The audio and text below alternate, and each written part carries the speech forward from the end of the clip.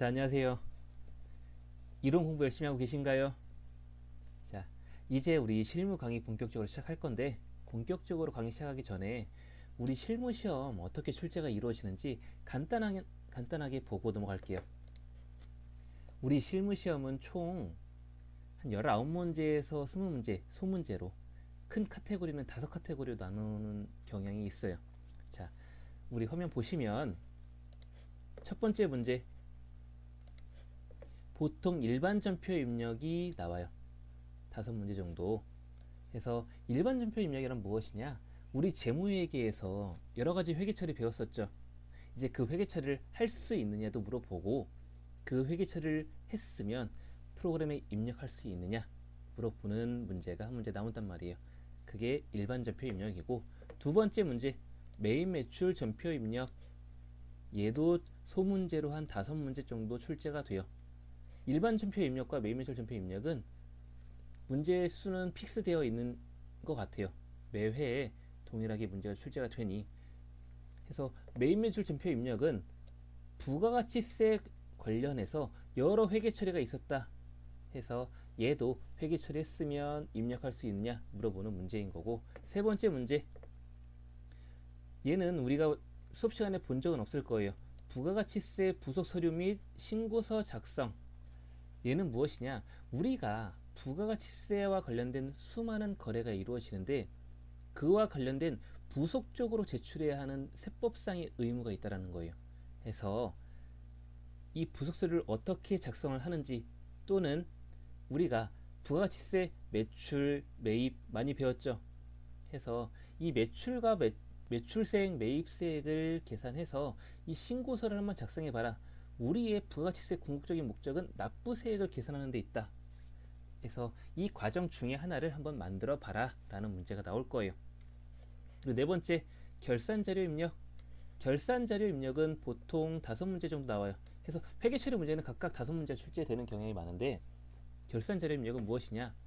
우리 회계는 발생주의의 원칙을 따르고 있다 라고 해서 나오는 문제가 귀속 문제예요. 연도 간의 귀속 문제. 예를 들면 우리 화재보험은 1년치를 한 번에 불입하는 경향이 있다 해서 일반적으로는 연도가 넘어가죠. 쉬우면은 2019년 1월 1일부터 2019년 12월 31일까지 기간 가입하면 제일 좋겠지. 그러나 실무적으로는 보통 2019년 5월 1일부터 2020년 4월 30일까지 이런 식으로 연도가 이어지게끔 가입하는 경우가 많겠죠. 해서 이 기간 귀속을 정확하게 따지자라고 하는 컨셉이 결산자료 입력이라는 거예요. 다른 예뭐 있어요? 우리 수업 시간에 배웠었는데. 그렇죠. 이자 수익. 1년 동안의 이자를 미리 주는지 나중에 주는지에 따라 그 해당 연도에 귀속을 시키자라고 했던 부분들 기억나실 거예요. 예, 우리 같이 문제 보면서 볼 거고, 마지막으로 별표. 마지막 별표, 사원 등록 및 연말정산 자료 입력. 우리 소득세는 이론 문제에서 2문제 정도밖에 출제가 되지 않으니, 소득세는 좀 힘을 빼고 공부해도 되겠다 라고 한다면 큰 오산이라고 말씀드렸죠. 소득세는 실무에서 가장 큰 점수를 차지하고 있어요. 그래서 우리가 회사에 다니면서 급여를 받는다 라고 한다면 이 직원의 정보를 어떻게 입력하는지, 프로그램에 어떻게 입력하는지, 그럼 사원에 대한 정보가 입력이 되었으면 그 사원에 대한 급여에 대한 정보를 어떻게 입력을 할지, 급여가 입력이 되었으면 이 급여를 토대로 연말정산, 소득공제 배웠죠. 우리 소득공제, 인적공제라든지 추가공제라든지 기억나시나요? 보험료공제. 우리 이론 공부 열심히 해야 돼. 그래서 이론 공부, 이론이 바탕이 되어야지만 실무에서 점수를 획득할 수가 있단 말이에요. 계속 강조드려요. 이론이 바탕이 되어야 실무를 접할 수 있다라는 거, 실무 문제를 점수를 획득할 수 있다라는 거. 해서 마지막 문제는 별표이고, 실무 문제는 우리가 점수가 총 70점을 차지하고 있단 말이에요. 이론 문제는 30점, 실무 문제는 70점. 그러니 이론 문제도 중요하지만 우리의 시험 당락에는 실무 문제가 가장 큰 부분을 차지하고 있다라는 거 주의하시고 우리 본격적으로 수업 진행하도록 할게요. 자, 본격적으로 수업 진행하기 앞서 우리 프로그램 설치하는 방법 간단하게 설명드리고 수업 진행하도록 할게요. 자, 네이버에서 한국세무사회 홈페이지를 들어가신다면 가운데 보시면 전산세무회계 자격시험 보이실 거예요. 전산세무회계 자격시험 보이시면 클릭하시고 여기서 여러분들은 시험 접수도 하고 뭐 프로그램도 다운을 받을 수 있다. 기출문제도 여기서 다운로드가 가능하세요. 우선 프로그램 설치는 우측 상단에 K랩 수업용 프로그램 클릭하시면 설치가 되시니 해당 절차 밟으시고 설치해 주시면 될 것 같아요. 자, 저는 미리 프로그램을 깔아놨으니까 따라오시면 될 것 같고, 자, K랩 교육용 세무사랑 프로 2019년도 실행시키신 다음에 우리 책 본격적으로 222페이지 221페이지 먼저 볼게요. 221페이지 먼저 보시죠. 자, 처음에 우리가 프로그램을 다운로드 받으시면 아마 기본적으로 깔려있는 회사가 없을 거예요. 저는 지금 하나를 깔아놨는데 우선 지우고 시작할게요. 잠시만요. 자, 기본적으로는 깔려있는 회사에 대한 정보가 없으실 거라 여기에 데이터를 심는 방법도 같이 알려드릴게요. 자, 기본적으로 이 회사에 정보는 없을 거예요. 그렇다면 제가 데이터를 하나 드릴게요. 우리 데이터 우리 카페에다가 하나 올려놓을 테니까 그 부분은 걱정하지 마시고 시험장 가시면 당연히 데이터가 들어가 있겠지. 근데 우리는 연습을 해야 되니까 데이터 우리 컴퓨터에 데이터를 까는 방법을 좀 알려드릴게요. 자, 우리 아까 들어가 있던 한국세무사회 자격시험 홈페이지 들어가셔서 회원 가입은 우선 하셔야 돼요. 회원 가입을 우선 하시고 로그인을 하신 다음에 상단에 보시면 수험 정보 중에 기출문제가 있으실 거예요. 기출문제 중에 가장 최근 걸 한번 데이터를 다운로드 받아볼까요? 자, 전산세무 2급 84회 데이터를 다운로드 받으시고 바탕화면에 저장해 주시고 했다면 압축까지 풀어주신다면 해당 폴더에 데이터 파일이 있으실 거예요. 베이스 데이터라고 해당 폴더에 이렇게 숫자로 842 0842라는 숫자로 폴더가 하나 있을 거예요. 얘를 복사하시고 우클릭해서 복사하신 다음에 어디다가 갖다 붙이느냐. 자, 내 PC C 드라이브에 보시면 프로그램 설치하고 나시면 이 중간쯤에 K랩 DB라고 있을 거예요. K랩 DB라는 폴더를 클릭하시고 K랩에 다시 들어가셔서 이쪽 폴더에다가 갖다 붙이시면 이제 우리가 가지고 있는 데이터를 프로그램에 심어준 거예요. 이게 끝이냐? 아니다. 자, 다시 해당 창 닫으시고 프로그램 껐다가 다시 켤게요. 프로그램 껐다 켜시고 전산세무 2급 종목 선택하시고 우린 전산세무 2급이니까 회사 코드 지금 없으실 테니까 여기서 회사 등록을 클릭해 볼게요. 그렇다면 지금에서는 우리 회사의 데이터가 없을 거예요. 폴더 안에만 넣어놨지 프로그램 자체에 반영은 안 됐을 거다. 그렇다면 이 왼쪽 상단에 보시면 회사 코드 재생성이라고 있어요. 회사 코드 재생성 얘 클릭해 보시면 우리가 아까 다운로드 받은 데이터가 이제 문경전자라는 회사의 데이터가 우리 프로그램에 심어져 있다는 거예요. 자, 221페이지 프로그램 실행시키신 다음에 종목 선택 전산세무 2급 드라이브 그리고 회사 코드에서 문경전자 확인 누르시고 들어가시면 이제 프로그램 자체가 실행이 됐다라는 거예요. 이제 프로그램이 실행이 되었으니 하나하나 보실게요. 메인 매출 전표 입력부터 보실 건데, 간단하게 우리 프로그램 화면에 대해서 설명을 드린다면, 자, 상단에 보시면 크게 회계관리, 부가가치, 원천징수 이 세 개의 탭이 있을 거예요.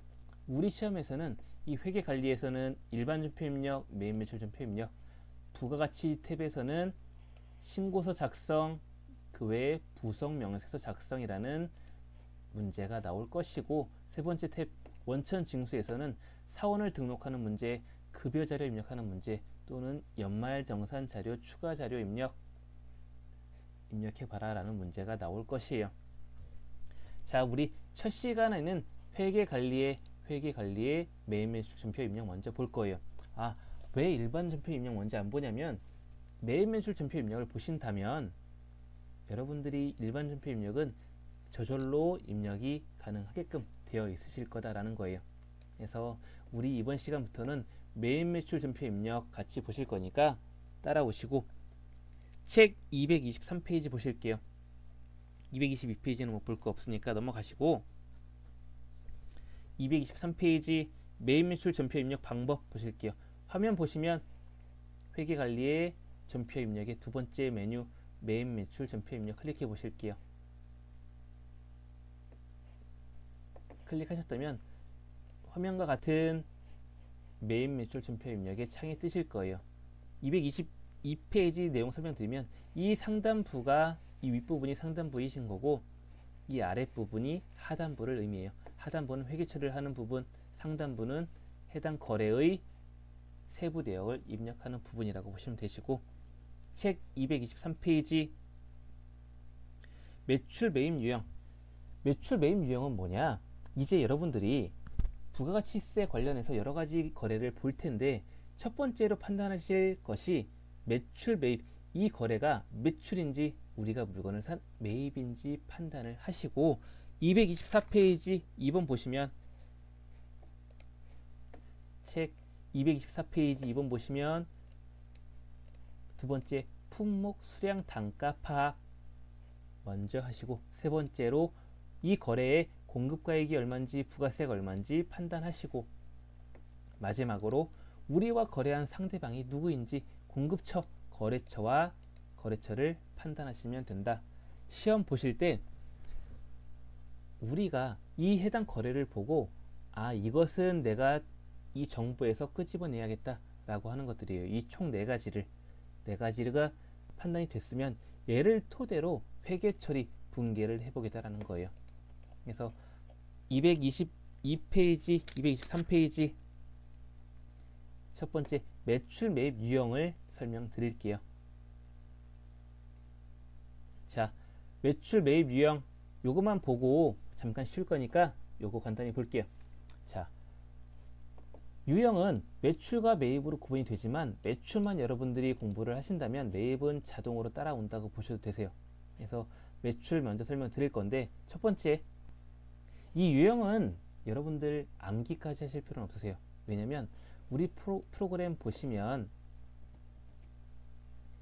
이 하단부에, 상단부에는 세부사항을 입력하지만 하단부에는 친절하게 이 부가세 유형을 매출과 매입이 어떤 것인지 나와 있다는 거예요. 그래서 이 유형이 어떤 것인지 암기까지 하실 필요 없으시고, 이런 경우에는 이런 유형을 선택하는구나 라고 그것만 기억해 주시면 될 것 같아요. 책 다시 오셔서 매출 중에 첫 번째 과세, 해당 코드 번호까지 암기하실 필요는 없는데, 자주 나오는 것들은 코드는 암기를 해주시면 입력할 때 좀 속도가 붙으실 건데, 이것은 나중에 우리 프로그램 입력하면서 제가 다시 설명드릴게요. 지금은 처음이니까 내용 먼저 설명드리고, 첫 번째 과세. 과세는 무엇이냐? 우리가 물건을 팔았어. 물건을 팔았는데 상대방한테 세금 계산서를 발행을 해준 거예요. 우리가 A라는 사업자인데 상대방은 B라는 사업자예요. 해서 B 사업자한테, 야, 너 이거 물건 우리한테 샀으니까 우리가 얘와 관련된 증빙 발행해 줄게. 그것이 세금 계산서야. 이거 과세 거래이니까 얘와 관련된 증빙 발행해 줄게. 해서 우리가 상대방한테 물건을 팔고 세금 계산서를 발행해줬다라고 한다면 이 과세로 구분을 짓자라는 거예요. 매출이지만 여러 가지 경우가 있단 말이에요. 수출을 하는 경우도 있고 국내 거래일 수도 있고 우리가 면세 거래를 면세 물품을 팔 수도 있고 여러 가지 경우가 있겠죠. 그러니 얘를 하나하나 구분을 달리하자라는 거예요. 그래야만 프로그램 자체에서 과세 매출은 얼마구나, 면세 매출은 얼마구나 집계를 해준다라는 거예요. 자, 두 번째 영세. 영세는 우리가 수출하는 경우 또는 국내 거래이지만 영세율이 적용되는 거래일 경우에 상대방한테 세금 계산서를 발행해 주는 거야. 국내 거래처럼 세금 계산서를 발행해 주는데 영세율 거래는 수출과 관련된 경우는 0%의 세율을 적용해 받죠. 그러니 이거 세금 계산서 발행하지만 얘는 영세율이야 라고 하는 것들은 영세로 구분을 짓자. 얘와 관련된 게 비슷한 게 우리 책 224페이지 보시면 수출이라고 있을 거예요. 16번에 수출이라고 있는데 얘는 동일하게 수출이지만 0%의 세율을 적용받지만 너 이거 일반적인 수출인이 수출 중에 세금 계산서를 발행하는 거 아니니까 그 외의 수출로 구분을 지어줄게. 영세율이 아닌 수출 거래이면 수출로 구분을 지어 라고 달리 영세랑 다르게 표현하고 있다는 거예요. 자, 다시 223페이지 다시 오신 다음에 13번 면세. 면세는 과세와 달리 우리가 부가가치세가 면세되는 물품을 팔고 상대방한테 증빙을 발행해 준 거야. 어떤 거? 계산서를. 그래서 매출 계산서를 발행해 줬다. 우리가 상대방한테 매출 계산서를 발행해 줬다라고 한다면 너 그 매출은 면세로 구분을 지어. 그 다음 건별. 건별은 뭐냐? 우리가 물건을 팔았는데 세금 계산서도 발행을 안 해주고 면세도 아니야. 계산서도 발행을 안 해주고 상대방이 카드로 결제도 안 했어. 해서 상대방한테 적격증빙을 발행하진 않았지만 상대방한테 물건을 파는 거야. 예를 들면 우리 시골에 계신 우리 회사에서 시골에 누군가 할아버지들 또는 할머니들에게 물건을 팔았어. 그럼 그분들은 사업자가 아니니까 우리가 세금계산서 발행할 의무는 없겠죠. 해서 그분들한테 물건을 팔았다 친다면 우리는 그래도 물건을 팔았으니 신고를 해야겠죠. 해서 이렇게 증빙이 발급되지 않은 매출에 대해서는 건별로 잡다구니 한 것들은 이쪽으로 몰아라 라고 하는 거예요. 건별로. 자, 다음 224페이지 수출을 설명드렸고 카과는 우리가 과세되는 물품을 팔았는데 상대방이 카드로 결제를 한 거야. 그래서 상대방이 카드를 긁었으니 우리 상대방이 카드로 긁은 매출 카드 과세로 구분을 짓자라는 거예요. 되셨죠? 예를 들면 우리가 편의점을 해. 근데 손님이 물건을 사고 과세 물품을 사고 카드로 결제를 한 거야. 그렇다면 이 카드 매출은 카드 과세로 분류를 하자. 그 아래 카면은 동일하게 카드로 결제를 받은 매출인데 물품이 면세 물품인 거야. 그래서 여기 좀 오타가 나는데 카면은 신용카드에 의한 면세 매출을 의미해요. 신용카드에 의한 면세 매출이 카면이고 카드 면세. 카드 0은 카드로 결제를 했는데 이 거래가 영세율 거래다. 카 0은 시험에서 나온 적은 거의 없다고 보셔도 되세요. 그렇지만 설명을 드리는 거고 그 아래 면건. 면건은 뭐냐? 이제 면세 거래인데 과세에서 잡다구리한 것들 모아놓은 계정이 건별이었죠. 면세에서 잡다구리한 것들 매출이지만 너 적격증빙 발행 안 한 것들 면건에 면세 건별로 구분을 지어주자. 다음 현과. 현과는 뭐냐? 우리가 과세 물품을 팔았는데 상대방이 나 현금 영수증 발행해 주세요 라고 한 거야. 내가 물건을 팔았는데 상대방이 저 현금 영수증 발행해 주세요. 저 현금 결제했으니까 현금 영수증 발행해 주세요 라고 하는 것들 현금 영수증 과세라고 보시면 되세요. 그 아래 현면, 얘도 오타가 났는데 좀 수정 좀 해주실게요. 현금 영수증에 의한, 현과가 오타죠. 현금 영수증에 의한 과세 매출이 현과인 거고, 현금 영수증에 의한 면세 매출은 현면이에요. 그래서 면세 물건을 팔고 상대방이 현금 영수증 발급받았으면 현면, 과세 물품을 팔고 상대방이 과세 현금 영수증을 발급받았으면 현과. 세 번째, 현영, 영세일 거래인데 상대방이 현금 영수증 발급받았다 라고 하면 현영인데, 현영도 거의 나오지 않는 부분이니까 넘어가시고, 이렇게 매출만 여러분들이 기억을 해주신다면 다시 223페이지 오시면 매입 부분에서도 동일하게 과세, 영세, 면세, 불공, 불공은 다시 설명드릴 거고, 224페이지 오시면 수입, 카각하면 동일하다라는 거예요. 그래서 다른 건 설명 안 드리고 중요한 건 불공이에요. 불공. 얘만 다시 설명드리고 조금 쉴 거니까 집중하고. 자, 불공은 전제사항이 있다. 첫 번째, 세금 계산서를 수취한 것 중에, 다시 세금 계산서를 수취한 것들 중에서 너 이것들은 내가 매입세 공제 안 해줄래. 너는 의도가 불순하거나 네 의무를 다하지 않았거나 아니면 굳이 내가 너를 매입세 공제해줄 필요 없으니 너 공제해주지 않을 거야 라고 분류하는 것들이에요. 전제사항 뭐? 세금 계산서를 교부받은 것들 중에요. 해서 세금 계산서를 교부받은 것들 중에 아래의 불공제 사유에 해당이 되는 것들은 너 매입세 공제 안 해줄 거니까 분류를 불공으로 해 라고 프로그램이 알려주는 거야. 어떤 것들이 있느냐? 첫 번째, 필요적 기재사항 누락. 세금 계산서에 필요적 기재사항 누락. 필요적 기재사항 몇 가지 있었어요? 그쵸? 4가지 있었죠. 해서 이 4가지 사항 중에 하나든 2개든 일부 사항이 누락이 됐으면 너 그거 완전한 세금 계산서 아니니까 매입세 공제 안 해줄 거야. 세금 계산서 받았지만 필요적 기재사항 누락이 됐으니 공제하지 않을 거야. 불공. 두 번째, 사업과 관련 없는 지출. 당연히 얘 매입세 공제 해주면 안 되겠지. 예를 들면 내가 사업을 하는데 우리 집에서 냉장고가 필요해서 냉장고를 샀어. 하이마트 가서 냉장고를 샀는데 이거 우리 사업자로 세금 계산서 끊어주세요 라고 부탁을 한 거예요. 그렇지만 이 냉장고 우리 사업과 관련이 있는 거예요? 없는 거죠. 우리 집에서 살려고 냉장고 샀는데 이거 사업과 관련됐다고 거짓말치고 세금 계산서 받았다? 얘 의도 불순하죠. 그러니 얘 공제하지 않을 거야. 너 사업과 관련되지 않은 것도 아는 지출은 불공제 처리해 줄게. 공제하지 않을 거야 라고 구분을 지어주는 거예요. 자, 세 번째, 비영업용 소형차 구입 및 유지.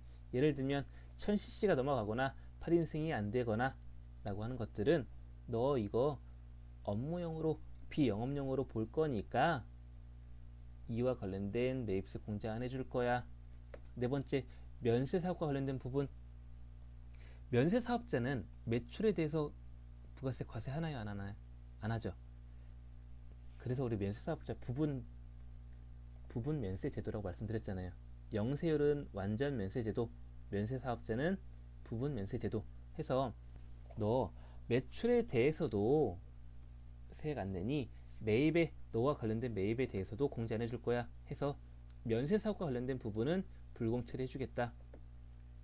공통 매입세 안분 계산분, 얘는 다 뒤에서 설명드리고, 등록전 매입세액, 우리가 사업자 등록을 하기 전에 물건을 샀다라고 한다면 그 등록 전에 발생된 매입에 대해서는 공제하지 않을 거야. 이것은 세부적으로 들어가면 되는 것도 있는데 그건 뒤에서 설명을 드리고. 7번, 대손 처분받은 세액, 얘도 다시 뒤에 가서 더 자세하게 설명을 드릴 거고. 8번, 납부세액 재계산분, 얘도 뒤에 가서 설명을 드릴 거고. 9번, 접대비 관련 매입세액은, 접대비는 세법에서 별로 좋아하지 않는 항목이에요. 비용이야. 세법에서는 접대비를 별로 좋아하지 않는 비용으로 여겨요. 그래서 접대비는 전액 인정해 주는 게 아니라 일부 한도를 두고 있고, 얘와 관련된 매입세액도 공제를 안 해준다라는 거예요. 해당 비용에 대해 한도를 두고 있고 얘와 관련된 부가세를 네가 납부했다 하더라도 너 공제 안 해줄 거야. 예를 들면 우리가 손님을 접대하기 위해 뭐 술집을 간다든지 뭐 골프장을 가서 접대를 했다라고 한다면 얘는 우리가 지불할 때 부가세를 냈을 거야. 그렇지만 너 이거 접대성이니 공제해주지 않을래? 라고 하는 것들이에요. 해서 세금 계산서를 수취했지만 아래와 같은 불공제 사유에 해당이 된다면 너 공제해주지 않을 테니 이렇게 구분을 지어서 프로그램에 입력해 라고 하는 것들이에요. 그래서 불공제 사유만 좀 집중해서 공부를 해주시고 그 외의 것들은 매출과 동일하니까 우리 잠깐 쉬었다가 책 225페이지 매출 거래부터 하나하나 보실게요. 자, 우리 잠깐만 쉬었다가 오도록 할게요.